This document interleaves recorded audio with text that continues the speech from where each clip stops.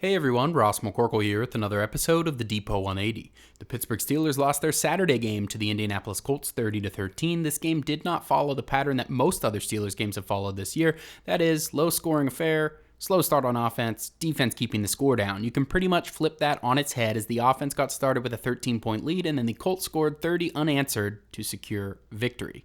One of the big reasons why the defense fell apart at the end of the second quarter and throughout the second half is the attrition the team suffered at safety. On back-to-back plays, Damontae Kazee and Minkah Fitzpatrick exited the game for good. Kazee was ejected from the game and later suspended for the season for a hit that concussed wide receiver Michael Pittman Jr. Pittman was diving for a catch up the seam and Kazee lowered his shoulder. The hit drew a penalty and pretty much an immediate ejection. Kazee has been fined a handful of times this season for player safety violations, which certainly played a role in the suspension, but reports from his agent indicate he beat most of the fines other than one. If they are basing the suspension on his previous fines, it seems wrong to give out a suspension for up to 7 games if the Steelers were to somehow go all the way to the Super Bowl. More than likely, it will just be 3 games for the remainder of the regular season, as the Steelers' playoff chances are all the way down at 3% right now.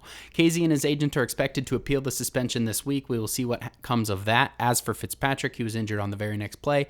Trenton Thompson also sustained an injury in this game, so the Steelers were down all 3 safeties they came into the game with. They turned to Patrick Peterson, who normally plays corner, and he played 30 snaps at free safety. Special teamer Miles Killebrew also logged several snaps as the Steelers scrambled to replace all the attrition.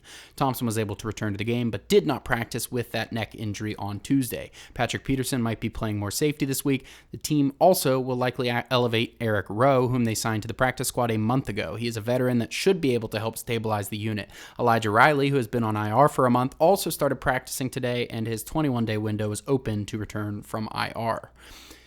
Quarterback Kenny Pickett was also back at practice and was limited despite all of the talk of Mason Rudolph starting. There is a decent chance that Pickett comes back and makes all the talk a moot point. As for the Bengals, just wide receiver Jamar Chase was unable to practice after reportedly separating his shoulder on Saturday against the Vikings. Bengals head coach Zach Taylor said they will see how he responds throughout the week, and the door does not seem fully closed to him playing. Let me know how you enjoyed the video on Twitter at Ross_McCorkle, and as always, visit SteelersDepot.com for your latest and greatest Steelers breaking news and analysis.